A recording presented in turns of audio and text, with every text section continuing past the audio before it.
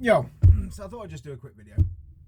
A few things have been on my mind. I've been reading a bit on YouTube about addiction and stoicism and my personal journey. And speaking to a few of you guys out there that are struggling with addiction or mental health. My mental health took a massive dive when I got clean. Look, we all have reasons to do what we do, feel the way we feel, but it's how we manage them, isn't it? Or we don't manage them. Now, I'm struggling with this. You hear, I won't be defined by my worst actions. The problem is, we always will be. As a recovering addict, we will always have that stigma of addict next to it. The only advice, well, it's not really advice, it's basically all I do is accept it. In fact, when I sort of first got clean for real for the first time, like, you know, this time, like I said, it'll be 6 years on the 22nd of February that I'll be clean and sober. When I knew, sort of a few weeks and months in, I was always going to try and get clean and sober again, and again, as we do. It took till I was 39 to actually do it. But then I knew, and it was difficult to try and convince people because I was a liar. And the proof is in the pudding. Don't use the fact that people won't believe you or still call you a piece of shit or an addict, or don't use that as an excuse to go back to it. I openly and have openly talked about my addictions, what my addictions were, why I think they came about. Not blaming my past, not blaming. We've all got a path, we've all got reasons. Like I say, the reasons that I'm shaped the way I'm shaped. Things happened to me when I was a kid. I then dealt with that. I blocked it out for drinking drugs, but you don't have to do that. I mean, ultimately, it's still a choice. Regardless of me doing it, it was still a choice that I did it.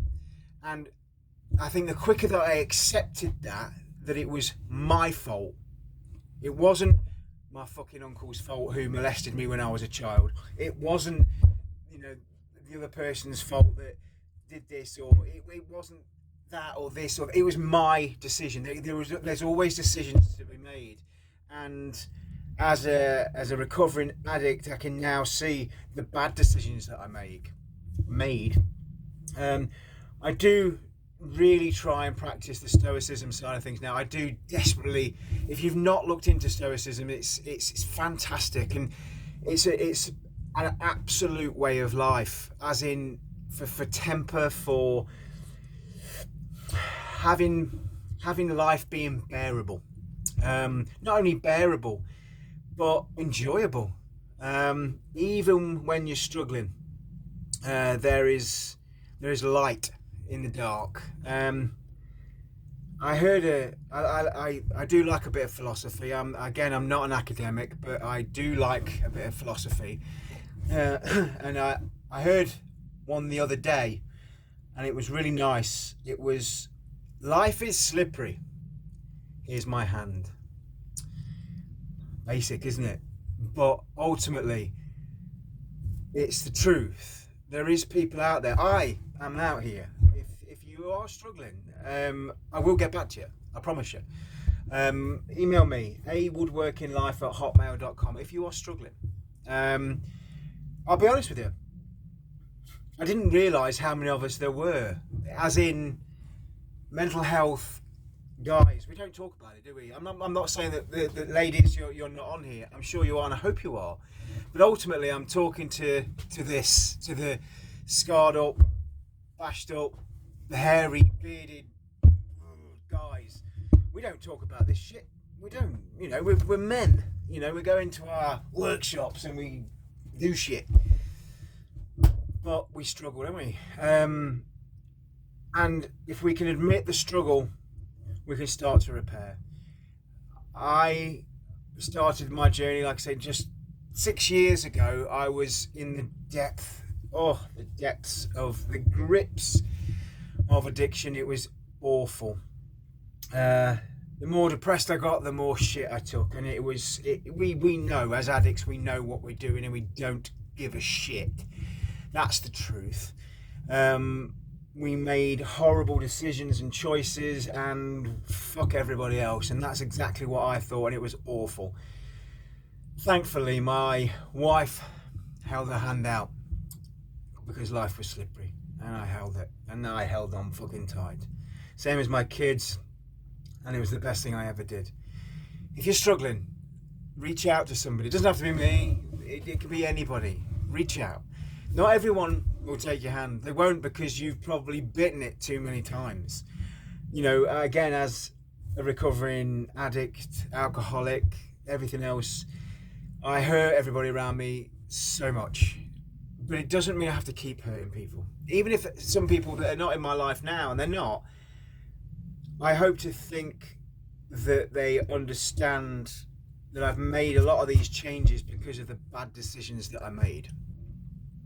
I'm sorry for what I did to people. I'm sorry that I was the person that I was. I am so sorry. And it's liberating. It is liberating. Say sorry, to own your mistakes, to say, you know what, I had a choice. Yes, that happened to me when I was younger. Yes, that happened to me then. This happened to me then. I lost my job. I lost my money. I gambled. I did whatever. But it was still a choice. And Stoicism will teach you that. It will teach you that path of picking that path, choosing it. Cut out the noise, cut out the bullshit, and walk your path. I'm not religious. If anything, I would class myself as an agnostic. I've looked into this because I didn't know what I was. I don't particularly believe in a God or a heaven or a hell. Do I believe in something else? You know, I don't know. And that's where the agnostic comes from. I don't know. I hope so. The older I get, the more I hope, because the more I'm running towards the light. The more I realise how grey my beard is. The more I want there to be a God and I want there to be an afterlife. I do, of course I do. Everyone does. Why wouldn't we? But I hope to think now maybe I'll get in. And, you know, it's not too late. It's never too late. I've spoke to a guy tonight, and we used a word which I used to use. He went out to his shed and he was pondering on what to do because he was struggling. Now I've pondered. You know, if you're watching this, you've pondered as well. If you're 8 minutes into this video, you've pondered on life as well. And pondering can mean a lot. Pondering could mean maybe you've had enough of this life. You know? Listen, you're worth it. I'm worth it. There's life out there. We don't know what's around the corner. We don't know what's happening. The world's gone fucking crackers. But you know what? You can't do anything about that. So cut the bullshit, cut the noise, cut off the people that do nothing good for you. You know, I love my little workshop. I've got Adam's Woodworking Life, and you guys are fucking amazing. I am humbled that you follow me, and I have subscribers and such beautiful messages of people. I don't feel worthy of it, but ultimately, it gives me a purpose. And you know, honestly, I mean what I say. Reach out. Don't struggle. If you've got a way, even if it's the mental health side of things, or it's crafting, or if you just need to cut the fucking noise, reach out to us. I'll be there. I promise you. Have a good evening. Get some sleep. I use one of these earphone sleep things. They're quite good. I listen to rain noises, or my brain ticks constantly because of my bipolar. It's awful. And I got fucking one person talking in this ear while my brain's spinning the other way. I'm learning to cut the noise, and I'm learning to breathe, and I'm learning to talk to you guys, and I'm learning to be honest. I'm learning to own my mistakes. I'm learning to love life. And And that's an amazing feeling that, you know, I'm not that prick anymore. I've made mistakes and I own them. I own them and I own up to them. I've made a lot of mistakes. And I'm not saying I'll never make any more mistakes. I'll just do my best not to. So, yeah, this is me signing off. I just wanted to say goodnight and I wanted to say thank you again. I'm so close to 1 million views. 1 million. 1 million views. For me, I'm humbled. I truly am humbled. It's phenomenal. I never, ever, ever would have thought that would even be possible for me. It is what I do. I don't get paid. I don't get sponsored. Like I said before, my wife pays for me to make these things, to make walking sticks, to make watches, to make clocks, to make toys. She lets me come out here and straighten my head out. She's an absolute saint, and she's going through the rigmarole herself. And I'm lucky. I'm a lucky man, and I'm lucky to have you lot as well. So I want to say thank you again. I don't want to get the mood down. You are worth it. I'm here if you need me. Click and subscribe. I'll catch you in the next one, guys.